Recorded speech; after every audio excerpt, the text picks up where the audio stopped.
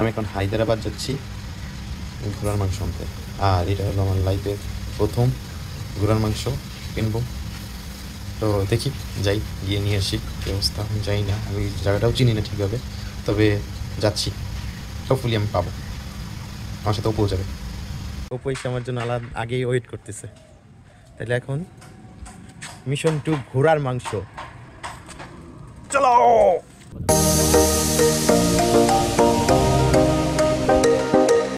আর 2-1 মাসের মধ্যে হয়তোবা আমরা এই রাস্তায় সাইকেল নিয়ে আর উঠতে পারবো না।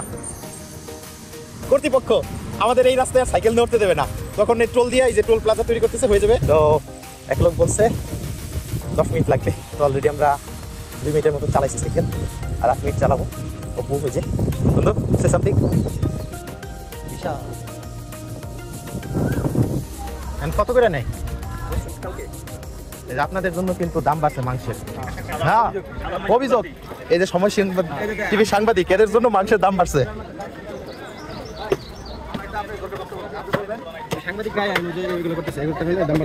হ্যাঁ, আমি বলবো অনেক অনেক মানুষ, অনেক অনেক মানুষ। আর এই যে দাম বাড়ার মেন কারণ হলো এনারা। হ্যাঁ, এনারা হলো দাম বাড়ানোর মেন কারণ।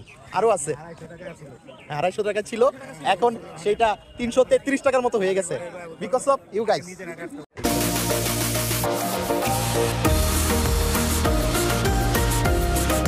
3 কেজি 1000 টাকা।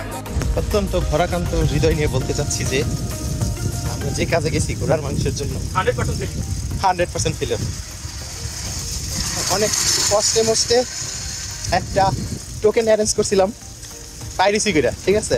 তাহলে তো আমার টোকেন পাওয়ার কথা ছিল না। তো হোপফুলি আমরা আবার যাবো। ঘোড়ার মাংস যেহেতু নিয়ত করছে খাবোই।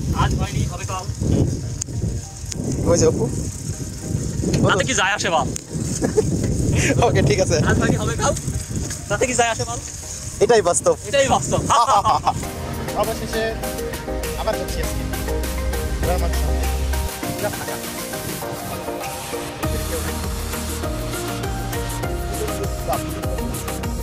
অবশেষে টিকিট পেলাম,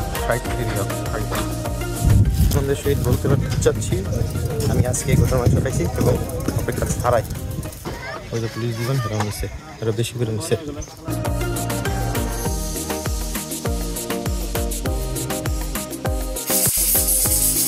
অবশেষে রান্না করলাম, দেখি কেমন লাগবে।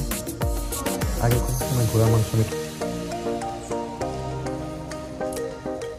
অনেকটা গরুর মাংসের মতো, তবে এটা রান্না করতে অনেক সময়ের প্রয়োজন হয়েছে।